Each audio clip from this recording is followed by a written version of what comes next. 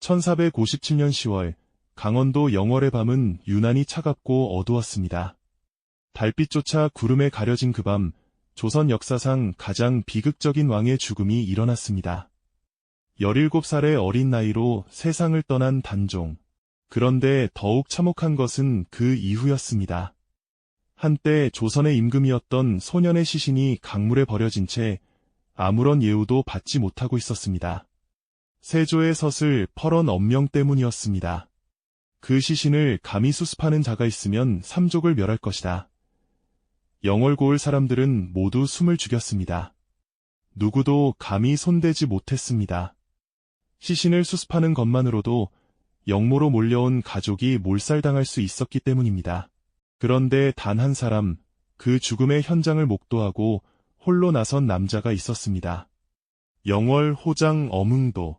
그는 왜 목숨을 걸고 왕의 시신을 수습했을까요? 그날 밤 그가 마주한 진실은 과연 무엇이었을까요? 그리고 그 후 그는 어떤 삶을 살았을까요? 오늘 우리는 절대 권력에 의해 은폐된 비극적 사건의 전말과 그 진실 앞에서 한 개인이 감내해야 했던 엄청난 고뇌와 선택을 깊이 있게 탐구해 보려 합니다. 비극은 1452년 문종이 제2년 만에 갑자기 승하하면서 시작되었습니다. 그의 뒤를 이은 것은 겨우 12살의 어린 왕세손 단종이었습니다. 창덕궁 인정전에서 치러진 즉위식은 화려했지만 어딘가 불안한 기운이 감돌았습니다. 너무 어린 나이의 왕, 그리고 그 주변을 둘러싼 권력의 공백, 조정은 즉시 혼란에 빠졌습니다. 어린 임금을 보필한다는 명목으로 황보인, 김종서 등 원로 대신들이 권력의 중심에 섰습니다. 하지만 그들의 권력 독점은 다른 세력들, 특히 왕실 종친들의 불만을 샀습니다. 그 중에서도 가장 강력하고 야심찬 인물이 있었습니다. 수양대군. 세종의 둘째 아들이자 단종의 숙부였습니다. 그는 뛰어난 능력과 강인한 의지를 가진 인물이었습니다. 수양대군은 표면적으로는 어린 조카를 보필하는 충실한 숙부였지만 내심으로는 기회를 엿보고 있었습니다. 궁궐 안팎에서는 불안한 기운이 감돌았습니다. 밤마다 대신들의 밀담이 오갔고 병사들의 움직임이 심상치 않았습니다. 어린 단종은 자신을 둘러싼 어른들의 눈빛이 점점 차갑게 변해가는 것을 느꼈을 것입니다. 하지만 그에게는 아무런 힘이 없었습니다. 그저 어른들이 정해놓은 길을 따라갈 수밖에 없었습니다. 1453년 10월 10일, 한양의 밤은 피로 물들었습니다. 수양대군이 마침내 칼을 뽑은 것입니다. 계유정난. 그는 자신의 신복들을 이끌고 김종서의 집을 급습했습니다. 조선 최고의 명장이자 원로 대신이었던 김종서는 철퇴에 맞아 즉사했습니다. 같은 시각 궁궐 곳곳에서 수양대군의 군사들이 움직였습니다. 황보인을 비롯한 주요 대신들이 차례로 제거되었습니다. 칼날이 번뜩이고 비명이 울려 퍼지는 한밤중 궁궐은 아수라장이 되었습니다. 단 하루 만에 조정의 권력 구도가 완전히 뒤바뀌었습니다. 어린 단종은 속수무책이었습니다. 그는 자신을 보호해주던 어른들이 하나씩 사라지는 것을 공포에 질린 채 지켜볼 수밖에 없었습니다. 수양대군은 명분을 내세웠습니다. 간신들이 어린 임금을 농락하고 있었다. 나는 왕실을 지키기 위해 어쩔 수 없이 나섰다. 하지만 모두가 알고 있었습니다. 이것은 명백한 권력 찬탈이었습니다. 2년 후인 1455년 수양대군은 마침내 왕위에 올랐습니다. 세조가 된 것입니다. 단종은 상황으로 물러났지만 그의 운명은 이미 정해져 있었습니다. 세조는 단종을 노상군으로 강등시키고 강원도 영월로 유배 보냈습니다. 영월 청령포. 이곳은 삼면이 깊은 동강으로 둘러싸이고 뒤로는 유육봉의 험준한 절벽이 가로막고 있어 배 없이는 들어갈 수도 나올 수도 없는 천연 감옥이었습니다. 말 그대로 육지 속의 섬이었습니다. 한때 조선의 임금이었던 15살 소녀는 이제 초라한 오두막에서 병사들의 감시를 받으며 하루하루를 보내야 했습니다.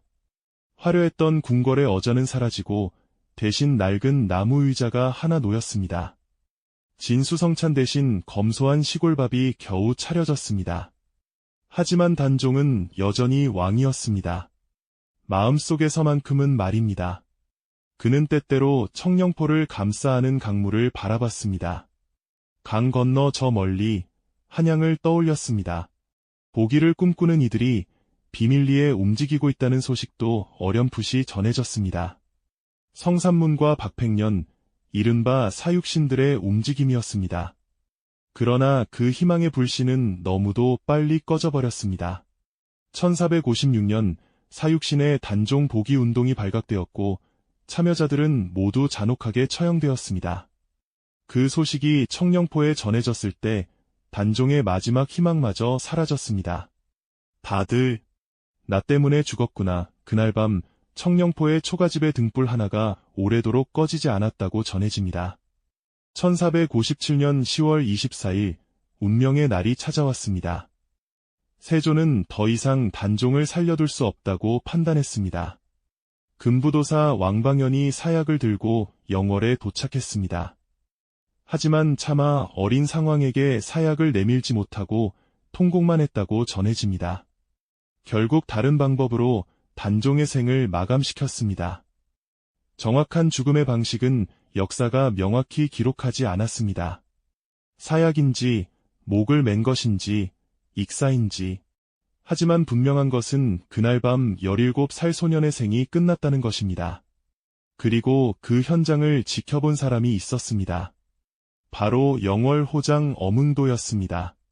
그는 멀리서 그 참혹한 광경을 목격했습니다. 조선의 임금이었던 소년이 차가운 강물에 시신으로 떠있는 모습을. 세조의 명령은 잔혹했습니다. 시신을 수습하지 말라. 그냥 버려두라. 며칠이 지났습니다. 아무도 시신을 수습하지 않았습니다. 아니, 수습할 수 없었습니다. 영월고을 사람들은 모두 두려움에 떨며 침묵했습니다. 하지만 어문도는 잠을 이룰 수 없었습니다. 매일 밤 그의 머릿속에는 버려진 시신의 모습이 떠올랐습니다. 사람으로서, 신하로서 이대로 둘 수는 없다. 며칠째 고뇌하던 어문도는 마침내 결심했습니다. 그는 아내에게 조용히 말했습니다. 내가 만약 돌아오지 못하더라도 아이들을 잘 돌보시오. 그리고 내가 한 일을 절대 남에게 말하지 마시오. 아내는 남편의 눈빛을 보고 모든 것을 알았습니다. 눈물을 삼키며 고개를 끄덕였습니다. 달도 없는 칠흑 같은 밤, 어문도는 낡은 지게를 짊어지고 집을 나섰습니다. 그의 심장은 미친 듯이 뛰었습니다. 한 걸음 한 걸음 내디딜 때마다 등 뒤에서 누군가 지켜보는 것 같았습니다. 하지만 그는 멈추지 않았습니다. 강가에 도착했을 때 그는 잠시 멈춰 섰습니다. 그리고 조용히 절을 올렸습니다. 전하, 소신 어문도가 왔습니다. 늦어서 죄송합니다. 그의 목소리는 떨렸지만 손은 조심스러웠습니다. 시신을 지게에 올릴 때 그는 깨달았습니다. 17살 소년의 몸은 너무나 가벼웠습니다. 어문도는 눈물을 흘리며 산으로 향했습니다. 동을지산 기슭, 아무도 찾지 않을 외진 곳을 택했습니다. 그는 밤새 맨손으로 땅을 팠습니다. 손톱 밑으로 흙이 파고들고 손바닥에서는 피가 배어 나왔습니다. 삽을 가져올 수도 없었습니다. 조금이라도 흔적이 남으면 안 되기 때문이었습니다. 동이 트기 전 그는 단종을 땅에 묻었습니다. 전하, 편히 잠드소서. 소신이 언젠가 다시 찾아뵙겠습니다. 흙을 덮으면서 그는 작은 돌 몇 개를 올려놓고 떨리는 손으로 주변 자국을 지웠습니다. 누구도 이곳이 왕의 무덤임을 알아서는 안 되었습니다. 시신을 수습한 다음 날부터 어문도의 삶은 완전히 달라졌습니다. 세조는 영월에 명령을 내렸습니다. 단종의 시신을 누가 거두었는지 반드시 찾아내라. 그 자는 역적이다. 수사관들이 들이닥쳤습니다. 영월의 관리들과 백성들은 하나같이 조사 대상이 되었습니다. 어문도도 예외가 아니었습니다. 호장 어문도, 그대는 무엇을 알고 있는가? 소인은 아무것도 모릅니다. 그의 심장은 미친 듯이 뛰고 있었지만 얼굴에는 아무 감정도 드러나지 않았습니다. 평생 행정일을 하며 쌓인 노련함이 그를 지켜주고 있었습니다. 증거는 없었습니다. 그날 밤 어둠 속에서 그가 움직인 것을 본 사람은 거의 없었습니다. 감히 가까이 오려는 이조차 없었으니까요. 하지만 의심은 남았습니다. 그때부터 어문도는 보이지 않는 감시 속에서 살아야 했습니다. 밤이면 그의 집 앞을 서성이는 낯선 그림자들이 보였습니다. 시장에 나가면 사람들의 시선이 자꾸만 따라오는 것 같았습니다. 가족들도 상처를 입었습니다. 아내는 남편의 얼굴을 보며 조마조마했습니다. 자식들은 아버지가 왜 밤마다 몰래 산을 다녀오는지 물어보지 못했습니다. 어문도는 단종의 무덤에 함부로 가지 못했습니다. 1년에 한두 번, 그것도 한밤중에 몰래 찾아가 멀리서 절만 올리고 돌아왔습니다. 세월이 흘렀습니다. 세조가 죽고 예종이 즉위하고 예종이 일찍 세상을 떠나자 성종이 왕위에 올랐습니다. 한양의 권력은 계속해서 요동쳤지만 영월의 산과 강은 묵묵히 자리를 지키고 있었습니다. 그리고 그 산과 강 사이에서 어문도도 늙어갔습니다. 어느 날 그는 아들을 불렀습니다. 깊은 밤 기름불만 희미하게 타오르는 방 안에서였습니다. 이제 내게 말해줘야 할 때가 된 것 같구나. 어문도의 목소리는 떨렸습니다. 하지만 그 떨림은 두려움이 아니라 오랜 세월 가슴에 묻어둔 이야기를 꺼내놓는 해방감에 가까웠습니다.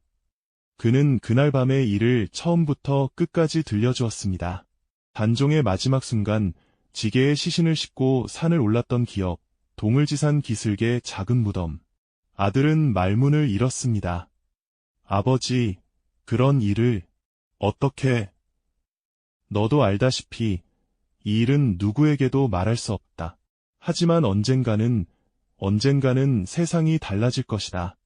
그때를 대비해 너는 이 무덤의 위치를 기억해 두어야 한다. 어문도는 아들의 손을 꽉 잡았습니다. 만약 내가 죽고 난 뒤 나라가 바르게 돌아간다면 그때는 이 사실을 세상에 알려야 한다. 전하의 억울함과 이 무덤의 존재를 그렇게 해서 진실은 또 한 사람의 마음으로 옮겨갔습니다. 말 대신 피와 뼈에 새겨진 약속처럼. 얼마 후 어문도는 조용히 세상을 떠났습니다. 그의 장례식은 평범한 호장의 장례처럼 치러졌습니다. 아무도 알지 못했습니다. 그가 어떤 비밀을 가슴에 품고 있었는지를. 하지만 이야기는 거기서 끝나지 않았습니다. 수십 년이 흘렀습니다. 연산군의 폭정과 중종반정, 사림의 성장과 당쟁의 시작, 역사는 쉼없이 움직였습니다. 그러던 중 조정에서 단종에 대한 논의가 다시 피어오르기 시작했습니다. 단종은 죄 없이 죽임을 당했다. 그를 복권해야 한다. 물론 반대 목소리도 거셌습니다. 세조의 치적을 부정하는 일이다. 하지만 세월이 흐를수록 윤리와 명분을 중시하는 선비들의 입지는 점점 커지고 있었습니다. 이 과정에서 영월에서 전해 내려오던 한 이야기가 조정의 귀에 들어가게 됩니다. 옛날 영월 호장 어문도라는 사람이 목숨을 걸고 단종의 시신을 수습해 몰래 장사 지냈다고 합니다.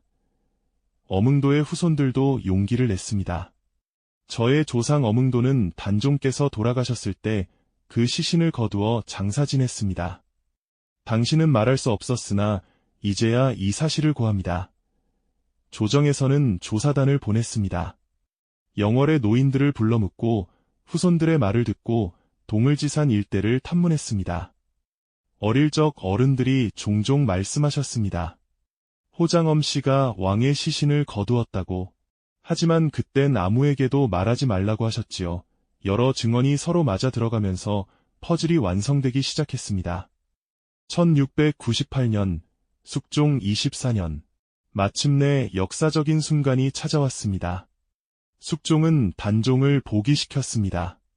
노산군으로 강등되었던 이를 다시 단종으로 추승한다. 241년 만에 억울함이 풀린 것입니다.